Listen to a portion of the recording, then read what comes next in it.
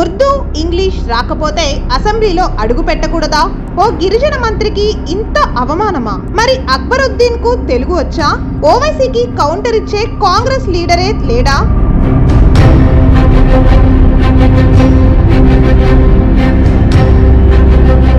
Telangana assembly budget సమావేశాల ముగింపు రోజున జరిగిన పరిణామాలు ఎన్నో ప్రశ్నలను లేవనెత్తాయి. మజ్లిస్ ఎమ్మెల్యే అక్బరుద్దీన్ ఓవైసీ మంత్రి సీతక్కపై చేసిన వ్యాఖ్యలు అతడి అహంకార ధోరణిని బయటపెట్టింది. రెచ్చగొట్టే ప్రసంగాలకు పెట్టింది పేరైన అక్బరుద్దీన్ శాసనసభలో కూడా అదే వైఖరి అవలంబించారు. ఓ గిరిజన మహిళ మంత్రి అయిన సీతక్కపై చాలా చులకనగా, అసహనంతో చిన్నతనంగా చేసిన వ్యాఖ్యలు అత్యంత ఆపేక్షణీయం. పాత బస్తీలో 7 నియోజకవర్గాలను తమ గుప్పెట్లో పెట్టుకొని రాష్ట్ర రాజకీయాల్లో చక్రం తిప్పుతోన్న ఈ లీడర్లకు గిరిజనులు వారి జీవన విధానాలు తెలిసి ఉంటాయని అనుకోలేం. ఒకసారి అసెంబ్లీలో అక్బరుద్దీన్ ఓవైసీ ఏమన్నారో ఇప్పుడు చూద్దాం. I have spoken for the wrong. Madam is not understanding. I am saying the houses. अब मैं क्या करूं साहब? ना अंग्रेजी समझ रहे मैडम बराबर, ना उर्दू समझ रहे. अब मुझे तेलुगु नहीं आती. मैं माफी चाहता हूं. मैं ये कह रहा हूं. అంటే ఓవైసీ ప్రకారం ఉర్దూ ఇంగ్లీష్ రాకపోతే మంత్రి కాకూడదా? అసలు సభలో అడుగు పెట్టకూడదా? ట్రాన్స్లేషన్ మైక్స్ అందుబాటులో ఉన్నాయి కదా, మరి వాటిని ఉపయోగించి మంత్రి సమాధానం చెప్పే వరకు వేచి ఉండొచ్చు కదా. అంతెందుకు, ఓవైసీలకు రాష్ట్ర అధికారిక భాష అయిన తెలుగులో ఎందుకు మాట్లాడరు? ఇప్పుడు సీతక్క ఏం చెప్పారో విందాం. మాట్లాడింది వాళ్ళు 10 years లో ఇల్లు కట్టలేదు, ఇవ్వలేదు అని చెప్పిన. మీకు హిందీ రాదు, ఇంగ్లీష్ రాదు అంటే my mother tongue is Telugu sir, అందుకనే I'm unable to speak in English or Hindi. నేనేం తెలుగు పర్సన్, తెలుగులో పుట్టిన, ఎక్కడో గూడెంలో పుట్టిన దాన్ని, కాబట్టి నేను అర్థం చేసుకోలేకపోతే.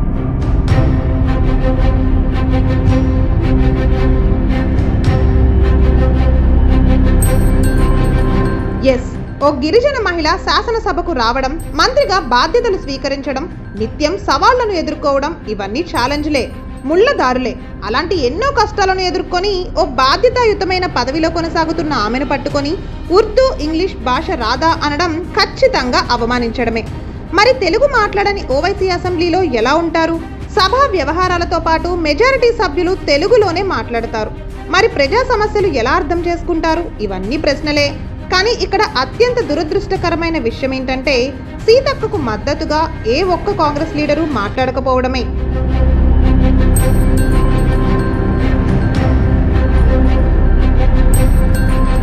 మజ్లిస్ ఎమ్మెల్యేకు కౌంటర్ ఇచ్చే దమ్మున్న కాంగ్రెస్ లీడర్ ఒక్కరు కూడా లేకపోవడమే. మొన్నటి వరకు బీఆర్ఎస్, ఇప్పుడు కాంగ్రెస్. అధికారంలో ఏ పార్టీ ఉన్నా మజ్లిస్ కు జీ హుజూర్ అనాల్సిందే. ప్రస్తుత రేవంత్ రెడ్డి ప్రభుత్వం కూడా ఎంఐఎం కు సలాం కొట్టిందనే అనాలి. హైడ్రా పేరుతో ఆ మధ్య బడా నిర్మాణాలను కూలగొట్టినా నడి చెరువులో కట్టిన సదరు లీడర్ల బిల్డింగ్ జోలికి మాత్రం పోలేదు. ఈ ఒక్క ఉదాహరణ చాలు కాంగ్రెస్ మజ్లిస్ బంధానికి ఉదాహరణ. పక్కా మత పార్టీ, మతాన్ని అడ్డు పెట్టుకొని రాజకీయాలకు పాల్పడుతోన్న మజ్లిస్ ఎమ్మెల్యేల నుంచి ఇంతకంటే ఏం ఆశించలేం. అధికారంలో ఏ పార్టీ ఉన్నా వారితో అంటకాగుతూ పాత బస్తీ డెవలప్మెంట్ ను పడుకోబెట్టిన ఘనులు వీరు.